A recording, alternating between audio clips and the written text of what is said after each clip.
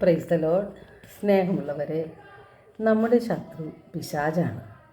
1 പത്രോസ് 5:8 തിരുവചനം പറയുന്നു, നിങ്ങളുടെ ശത്രുവായ പിശാച് അലറുന്ന സിംഹത്തെപ്പോലെ ആരെ വിഴുങ്ങണം എന്നന്വേഷിച്ചുകൊണ്ട് ചുറ്റി നടക്കുന്നു.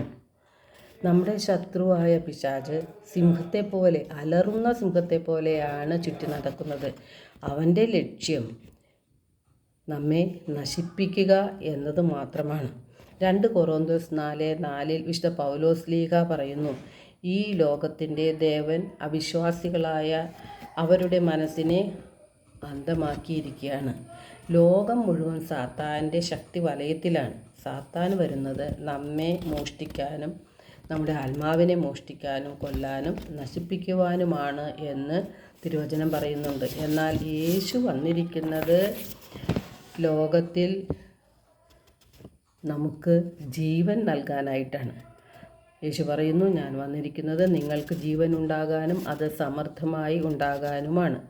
കള്ളൻ സാത്താനാണ്. കള്ളൻ വരുന്നത് നമ്മുടെ ആത്മാക്കളെ മോഷ്ടിക്കാനും നമ്മെ ആത്മീയമായി കൊല്ലാനും നാശത്തിലേക്ക് നയിക്കുന്നതിനും വേണ്ടിയാണ്.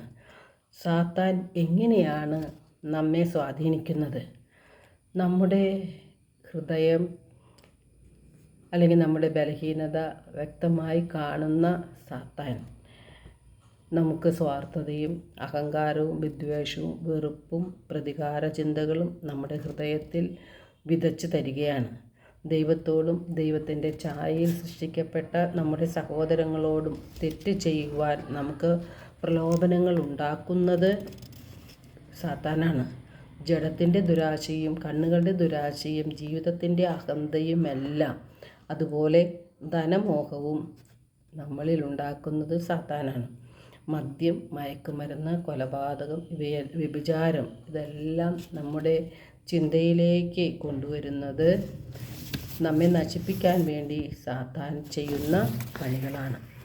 തിന്മയുടെ ശക്തി നമ്മെ തൊടാതിരിക്കാൻ നാം എന്താണ് ചെയ്യേണ്ടത്?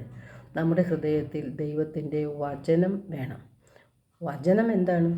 വചനം ദൈവം തന്നെയാണെന്ന് യോഹന്നാൻ 1:1 വ്യക്തമായി പറയുന്നുണ്ട്. ആദിയിൽ വചനമുണ്ടായിരുന്നു, വചനം ദൈവത്തോടു കൂടെയായിരുന്നു, വചനം ദൈവമായിരുന്നു. വചനം മാംസം ധരിച്ചതാണ് യേശുക്രിസ്തു. നാം യേശുവിനെ സ്വന്തമാക്കാൻ വിളിക്കപ്പെട്ടവരും ആണ്.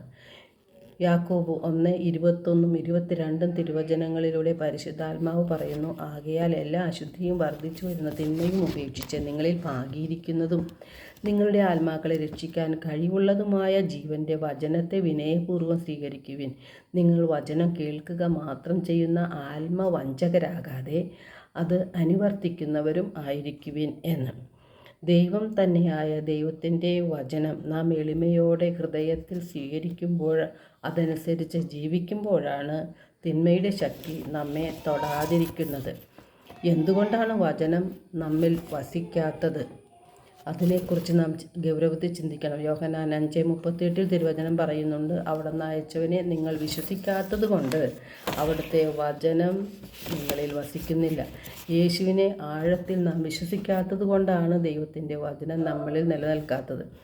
പാപത്തിൽ കഴിയുന്ന മനുഷ്യർ ദൈവത്തിൻ്റെ വചനത്തെ ബുദ്ധിയിൽ സ്വീകരിക്കുന്നു, വചനം അനുസരിച്ച് ജീവിക്കുന്നില്ല. എല്ലാത്തിനും യുക്തി ചിന്തകളിലൂടെയാണ് പാപത്തിൽ കഴിയുന്ന മനുഷ്യൻ നീങ്ങുന്നത്. വചനമനുസരിച്ച് ജീവിക്കാൻ അവന് സാധിക്കുന്നില്ല. വചനം കേൾക്കുന്ന ആത്മവഞ്ചകരായി മാറുകയാണ്. വചനത്തെ നാം സ്വീകരിക്കേണ്ടത് ഹൃദയത്തിലാണ്. അതിനെക്കുറിച്ച് ധ്യാനിക്കണം.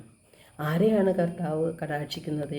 യെശയ്യാ 66:2 കർത്താവ് അരുളി ചെയ്യുന്നുണ്ട്, ആത്മാവിൽ എളിമയും അനുതാപവും ഉണ്ടാകുകയും എൻ്റെ വചനങ്ങൾ കേൾക്കുമ്പോൾ വിറയ്ക്കുകയും ചെയ്യുന്നവനെയാണ് ഞാൻ കടാക്ഷിക്കുന്നത്.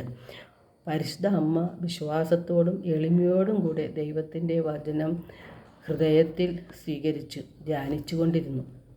അതുകൊണ്ട് വിശുദ്ധിയിലും ദൈവകൃപയിലും നിറഞ്ഞവളായി പരിശുദ്ധ മറിയം മാറി. പരിശുദ്ധ അമ്മയെ മാതൃകയായി സ്വീകരിച്ചുകൊണ്ട് വിശ്വാസത്തിലും വിശുദ്ധിയിലും എളിമയിലും ദൈവത്തിൻ്റെ വചനം ഹൃദയത്തിൽ സ്വീകരിച്ചുകൊണ്ട് ജീവിക്കാൻ നമുക്ക് പരിശ്രമിക്കാം. എല്ലാവർക്കും ഒരു നല്ല ദിനം ആശംസിക്കുന്നു. ദൈവം സമർത്ഥമായി നമ്മെ അനുഗ്രഹിക്കട്ടെ.